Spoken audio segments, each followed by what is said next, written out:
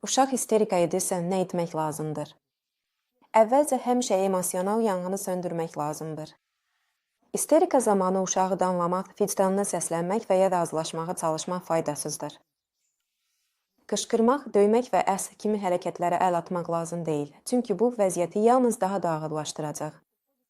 Uşaq emosional girdaba düşür və oradan öz-özünə çıxmaq ona çox çətin olur. Körpənin sakitləşməsinə kömək edin. Onun qucağınıza almağı təklif edin. Əgər hazır deyilsən, belini sığallamağa çalışın.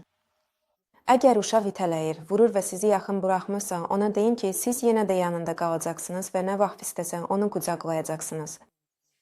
Onun təhlükəsizliyini təmin edin. Ətrafda olan bütün təhlükəli əşyaları yığışdırın ki, təsadüfən özünə xəsarət yetirməsin. Uşağın səviyyəsinə enin. Məsələn, əgər o yerdə uzanıbsa, siz də yerə oturun. Sakit və sevgi dolu səslə danışın. Onunla lazım olduğu qədər vaxt keçirin. Göz yaşlarından və ağlamağından utanmayın.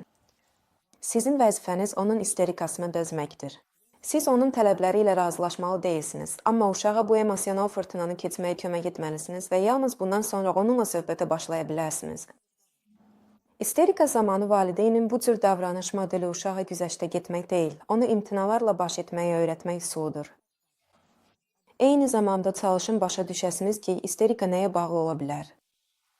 Bu davranışın arxasında uşağın hansı ehtiyacı dayanır? Acarıb, yatmaq istəyir, yorulub. Onun ehtiyacı olan şeyi mümkün qədər tez təmin etməyə çalışın. Emosional zirvə azaldıqda baş verənləri ona əks etdirmək olar. Sən yorulmusan, acmısan, cizgi filmlərinə görə pərt olmusan. Əgər isterika cizgi filmlərindən oyuncaqlara şirniyyətə qadağı qoyulduğuna görə baş veribsə, uşaq onun hisslərini əks etdirin. Sən çox pərt olmusan, çünki mən sənə konfet götürməyə icazə vermirəm. Sən mənə əsəbləşmisən.